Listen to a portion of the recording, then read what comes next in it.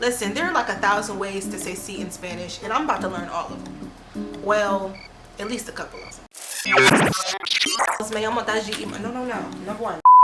Hola buenos, me llamo daljiimarax. If you are new here, we do solo travel on this channel, but we also learn languages, and today we do in Spanish. Alright, part of my journey to being fluent in Spanish is learning not just vocabulary and verbs and things like that, but little filler words that we use every single day. How many times do you say yes, of course, sure, alright, okay in a day? Like, these are very important, like, filler words and things that we need to know in Spanish, because obviously everybody and their mama know that sí is the way to say yes in Spanish, but you don't just say yes to everything. In English, like I said, you say it that you confirm in multiple different ways. So I want to know how to use that confirmation in Spanish as well. We'll use multiple confirmations at least.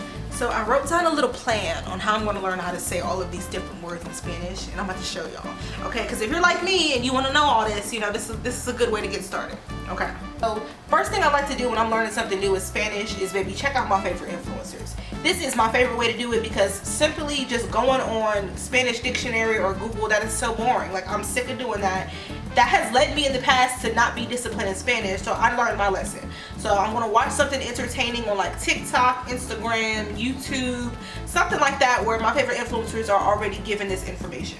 After that, what I like to do when I learn a couple words from a couple influencers, I'm like, okay, now that I know how to, you know, say these different words, I'm gonna write them down and then try to make example sentences.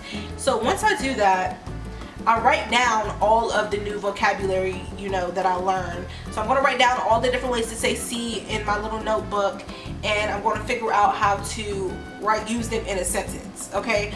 Once I do that, I can like practice that sentence over and over again. But instead of just writing any old sentence, I try to think about stuff that's going on in my life that I could be like, you know, what way could I use sí in Spanish in my, you know, everyday life? So I try to like come up with like scenarios or role-playing conversations that I would have with somebody, and that's like super helpful. It's just trying to copy off what you see on Google. You're not going to learn if you just, you know, use sentences from the google.com, because baby, you're not talking like that anyway. So come on now.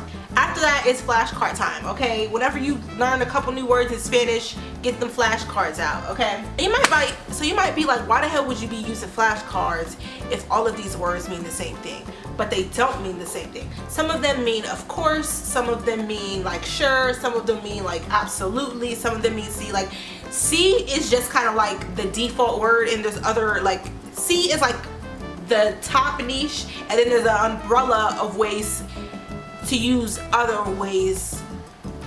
Sí is like the top of the pyramid, and then of course and absolutely and okay and sure is like underneath it, if that makes sense. They're at the bottom of the pyramid. So they all are confirming, they all kind of mean the same thing, but they're all different. You would use them differently. So I'm, you know, writing these flashcards to, one, remember the word, how to say the word, and it's helping with my enunciation, like me practicing it and saying it out loud. But like I said, they don't all mean sí directly. Some of them is different than that. ¿Está bien? Okay. Vale? Okay. Claro? Of course. Absolutamente? Absolutely. Por supuesto? Of course. Sin duda?